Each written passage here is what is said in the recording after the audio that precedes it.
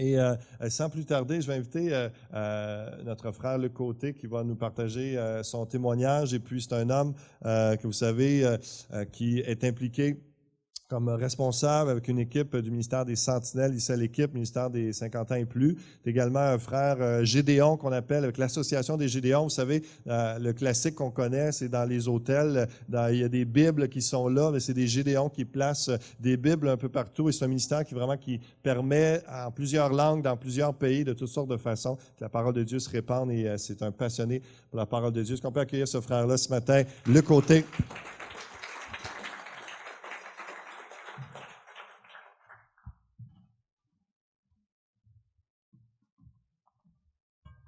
Alors, bienvenue, Luc. T'es-tu nerveux? Oui. Comme toujours. Toujours. Mais t'es un nerveux qui aime le Seigneur, toujours. Il grouille pour Dieu aussi, hein? Amen. Hey, Luc, très content de t'accueillir. Merci d'avoir accepté l'invitation.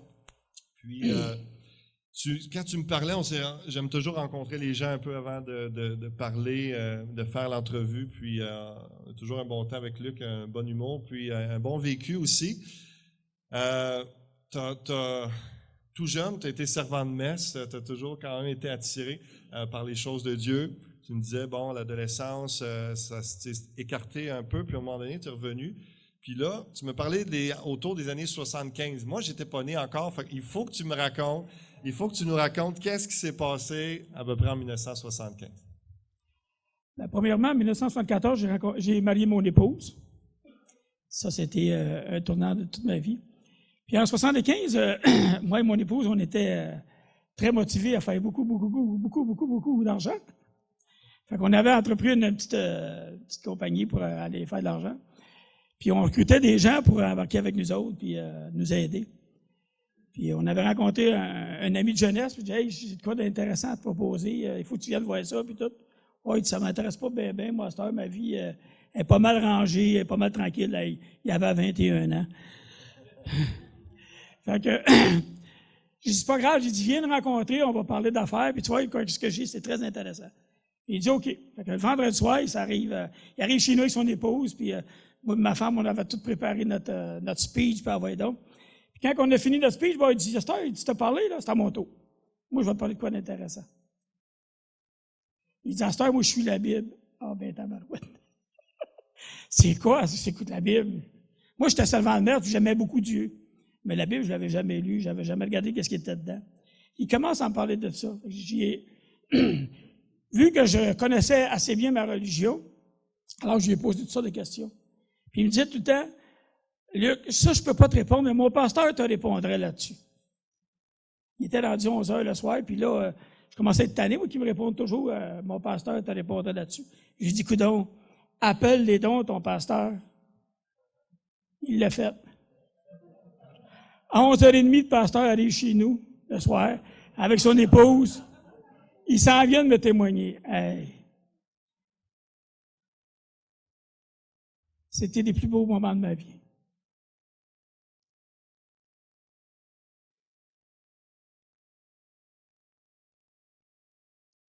Il a répondu à toutes mes questions. Puis à chaque fois qu'il me répondait, il prenait la Bible. Puis là, sa femme arrivait à côté de moi, regarde, c'est écrit là, c'est écrit là. Puis lui, il continuait à parler, puis là, sa femme arrivait, regarde, c'est écrit là, c'est écrit là. J'en revenais pas. Ça se peut pas. Toutes nos questions que j'avais à poser, il y a répondu. Ce soir-là, j'ai donné ma vie au Seigneur. Puis le lendemain matin, on avait une réunion avec nos dirigeants de notre compagnie, nos parrains.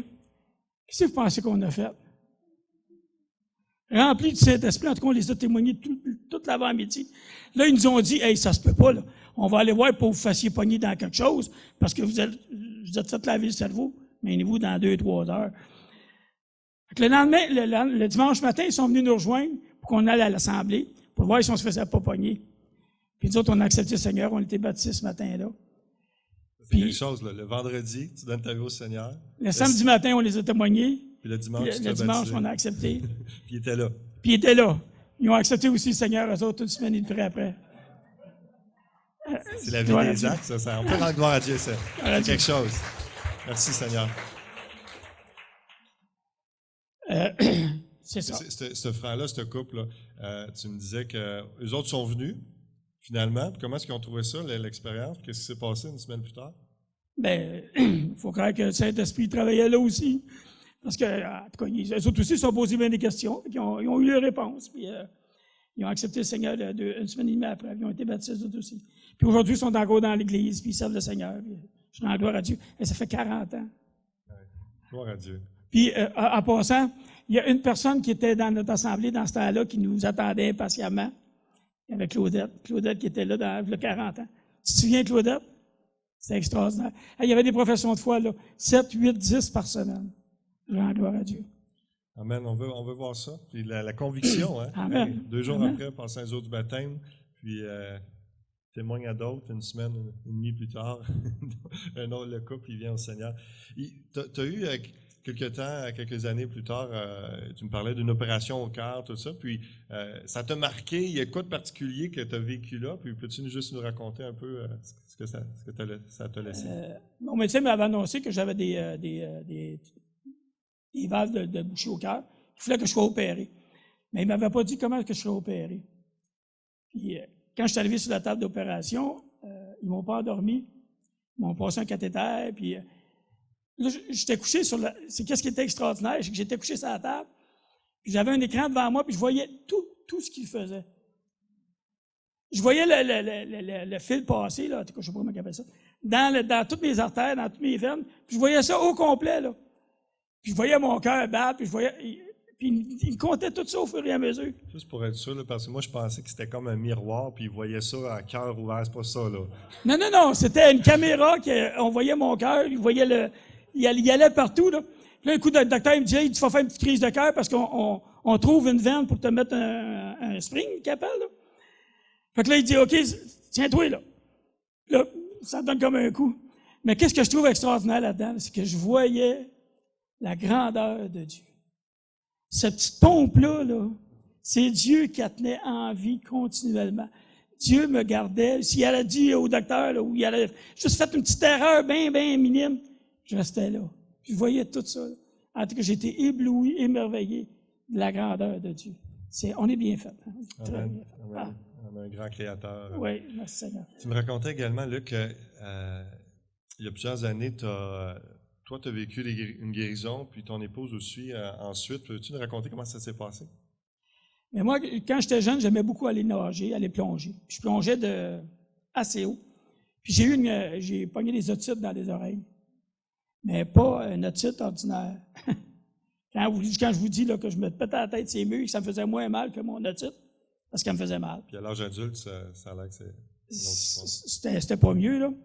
Puis un jour... le Seigneur m'a mis à cœur, il dit, appelle ton pasteur qui t'impose les mains. Tu vas être guéri. Il était, je sais pas moi, minuit, 1h du matin, j'étais plus capable. J'étais à ma femme, je dis, appelle mon pasteur, dis qu'il vienne m'imposer les mains, puis après ça, on va être dormi, ça se peut pas. Mais il est venu à cette heure-là, il m'a imposé les mains, et j'ai plus jamais eu mal à l'oreille. Jamais. Ma femme, elle avait des pertes de sang depuis des années. Et j'y disais, Carmel, appelle le pasteur, fais-toi imposer des mains, tu vas être guéri. Puis elle disait, si le Seigneur veut me guérir, il va me guérir. C'est sûr qu'il veut te guérir. Fais qu'est-ce que je te dis. Puis un jour, elle a fait qu'est-ce que j'ai dit. Elle a appelé le pasteur, il a imposé les mains. C'était fini. Elle était guérie complètement. Mon fils, quand il est venu au monde, le deuxième, Josué, il avait un souffle au cœur. Puis les médecins nous avaient dit, il faut peut-être de tapis, tu n'as pas d'heure de chat, tu n'as pas rien à voir dans la maison parce que ça le magane. Ça va le maganer beaucoup. On s'est mis à prier. Non, Seigneur, tu vas permettre qu'il soit complètement guéri. Puis la fois d'après qu'il est allé voir le médecin, il était complètement guéri, il n'avait plus de souffle, rien. Tout était beau. Dieu est merveilleux. Amen. Amen. Amen. Gloire à Dieu. Amen. Ça vous a permis, cette guérison des hémorragies, ça vous a permis d'avoir plusieurs beaux enfants. Hein? Oui. C'était pas possible avant, puis Dieu a permis ça. Mais j'avais tellement... nous autres, là, parce que Nathan, j'ai nouvellement sauvé, nous autres, on attendait le Seigneur le lendemain matin. Hein, tout le temps. Puis quand Carmel est devenue enceinte, j'ai dit au Seigneur, je dis, OK, Je voudrais peut-être pas demain matin, là, je voudrais juste avoir le temps, dire, ouais, la fraise. Après ça, on part. Je dis ça au Seigneur. Il va avoir 40 ans cet été, là. 40 ans que j'ai eu la fraise, j'ai dit, Seigneur, là, il est en retard. On a eu 5 beaux enfants. Puis, Dieu voulant, on attend notre 12e petit-enfant bientôt. Gloire à Dieu. Gloire à Dieu, oui. Merci, Est-ce que tu veux Seigneur. nous laisser, en terminant, un verset vie ou une pensée pour nous ce matin? Luc? Il y en a tellement, la Bible en est remplie, mais il y a un verset qui me touche souvent, c'est « Cherchez premièrement le royaume de Dieu. » Puis le Seigneur va s'occuper du reste. Ça, c'est important. On a un grand Dieu, laissons-le agir. Amen. Amen. Amen. Juste avant qu'on le remercie, j'aimerais qu'on prie tout de suite ensemble, puis on a un Dieu qui guérit, on a un Dieu qui sauve, puis juste prier pour vous qu'il se passe quelque chose au nom de Jésus-Christ maintenant. Seigneur, merci pour ce que tu as fait dans la vie de Luc, dans la vie de son épouse Carmel, tous ses enfants, Seigneur. On te loue, on te rend grâce. Tu es puissant. Chaque vie qui se donne à toi, chaque vie que tu sauves, c'est un miracle. Et Seigneur, il y a des vies à être sauvées, peut-être ce matin, peut-être au travers de l'Internet, ceux qui vont entendre, mais aussi des corps qui ont besoin d'être guéris. Seigneur, on demande ton action puissante au nom de Jésus-Christ. Puisses-tu agir maintenant? Dans la guérison, dans les corps, dans les âmes. Agis puissamment, Seigneur Dieu. On a entendu que tu l'as fait, tu continues de le faire. Seigneur, tu es ressuscité, tu es encore vivant. Il n'y a rien d'impossible à toi.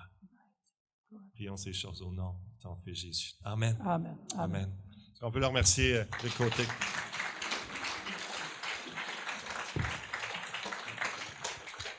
Merci beaucoup.